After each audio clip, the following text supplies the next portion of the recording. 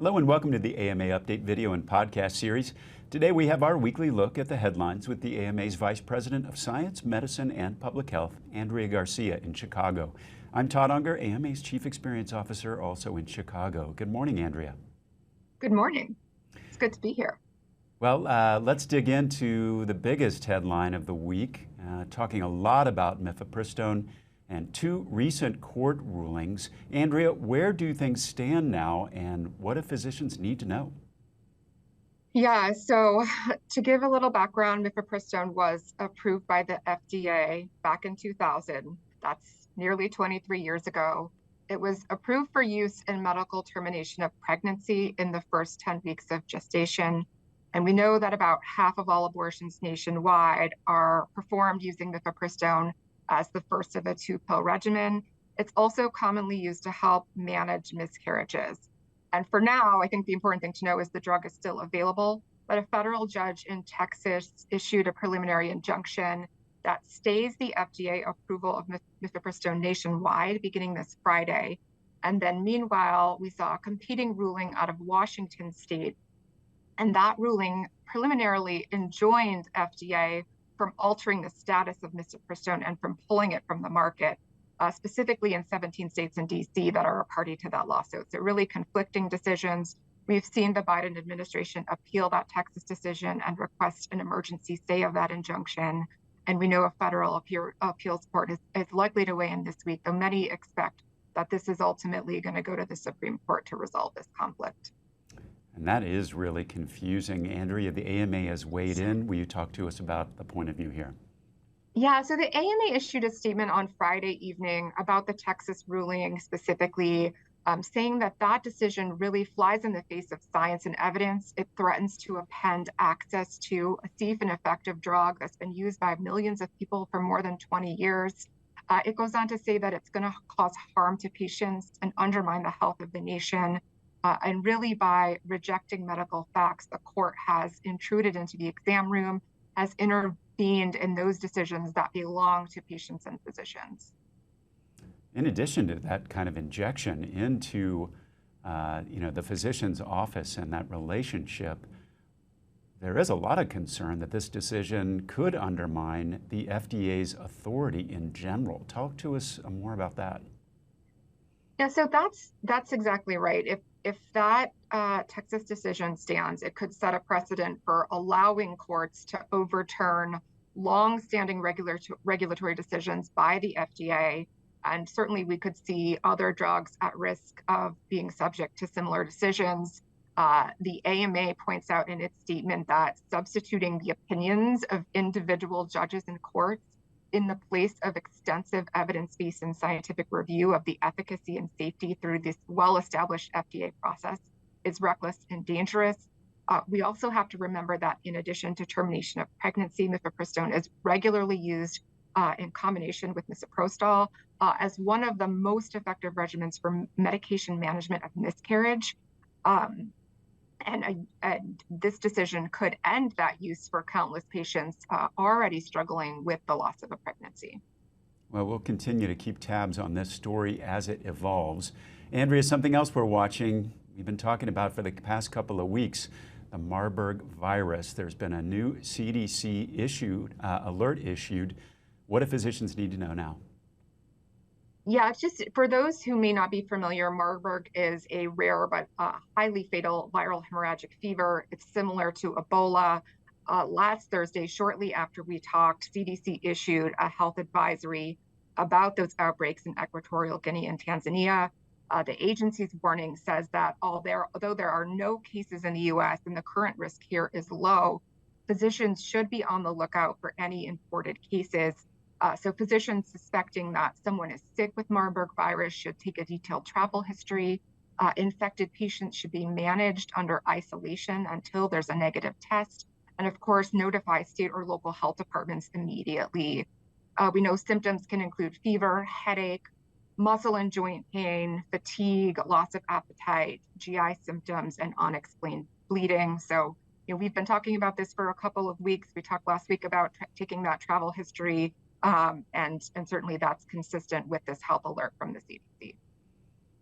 I hope that the risk stays low for us here, but in some ways, that was the word, particularly about COVID too initially. Is this something that we don't need to be worried about now, or we need to be worried about?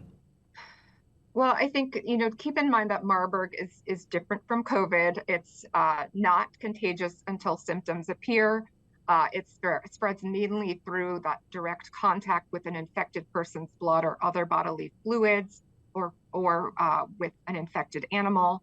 It doesn't spread through the air like COVID does. However, like COVID initially, there's no specific vaccine or treatment for the disease. CDC indicates that early intensive supportive care can keep people from getting seriously ill or dying. So it's important to identify those cases early. CDC's also said there's no evidence to suggest that the outbreak in Tanzania and Equatorial Guinea are related. Most experts seem to think right now that these two outbreaks represent two independent animal to human spillover events. Well, we'll continue to keep people updated as we learn more. Andrea, what is the update with COVID this week? I read there is a new variant to watch. We haven't talked about something like that in a while. We know people out there are getting tired of COVID, but there are a couple of variants out there that the WHO has said that we need to keep an eye on. The first is XBB.1.1.6, and it's largely fueling an outbreak in India right now. We know from news reports that India's health ministry has conducted mock drills earlier this week to check preparedness of hospitals to deal with rising COVID cases. Health officials have also said that this variant has been in circulation for months. So while many cities in India have seen that sharp rise in cases in recent weeks, it hasn't led to an increase in hospital admissions, which is good news. And what about the other variant that you mentioned? So on March 30th, the WHO added one more variant under monitoring to the list. This is XBB.1.9. It has spike mutations that are similar to XBB.1.5 and XBB.1.16, including those linked to immune escape and increased transmissibility. Though XBB.1.5 still makes up nearly all of the Omicron virus in the US, we're seeing that proportion of XBB.1.9 rising slowly, and the recent CDC data shows it makes up about 5.1% of samples. That's up from 3.9% the previous week. All right, again, we'll keep an eye on that. Andrea, we also learned more about COVID compared to the flu. Tell us more about that. There were a couple of new studies published that suggest the COVID Omicron variant infection is deadlier than flu. One of those findings looked at U.S. veterans hospitals during Omicron in the fall and winter of 2022 and 2023, and showed that there was a 61% higher rate of death in those patients with Omicron than hospitalized flu patients.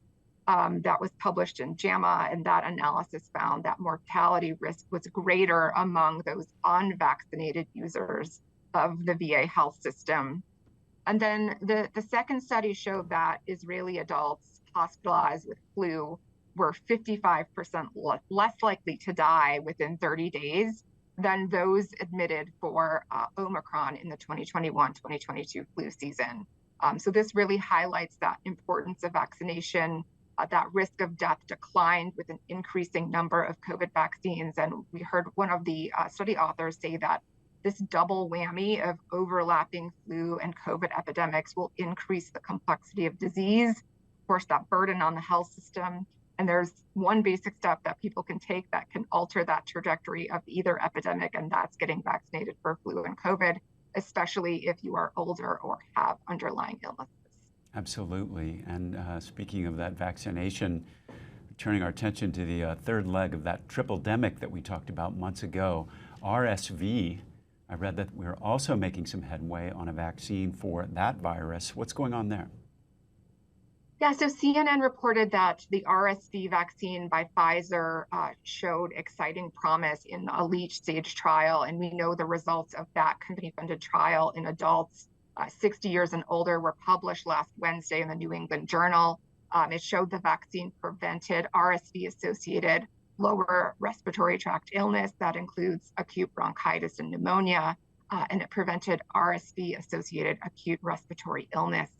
Separate interim results showed that the vaccine candidate was, when given during late-stage pregnancy, was also effective against RSV-associated illness in infants, which is a really important finding. So what are the next steps there? So we're going to see Pfizer seek FDA approval for its vaccine for older adults. And in a separate request, the company is asking the FDA to approve that vaccine with pregnant people to protect infants. The company says it expects that decision to be made in August. We know that in March, vaccine advisors to the FDA voted in favor of approving those RSV candidates from Pfizer and Glaxo for adults over 60. Those vaccines would be the first if we see that FDA for RSV, if we see the FDA commissioner agree with those advisory committee opinions. Well, that is exciting news. It seems like we haven't heard as much about RSV lately. I feel like everyone I know, their kids have some other thing going on right now. Is RSV still a problem? So not so much right now. And last Thursday, the CDC said that all indicators show that we've returned to pre-pandemic seasonality in the US after 2 years of irregular onsets and peaks. Usually cases of RSV, which we know can cause severe illness and death in the young and old, rose in October before waning in April. However, during the 2 years of the pandemic, that circulation pattern changed. Data show that RSV cases in the most recent season started in June and peaked in November, while cases in the previous year started spreading in May and lasted through January. Researchers said it's not clear if that return to the pre-pandemic pattern will continue in the surveillance in the year ahead, but they will continue to keep an eye on. Well, that return to human contact kind of throws everything back up for, I guess, more normal patterns. I guess overall, that's good news to end on. Andrea, thank you so much for being with us today. We'll be back soon with another AMA update, and you can find all our videos and podcasts at ama-assn.org/podcasts. Thanks for joining us today, and please take care.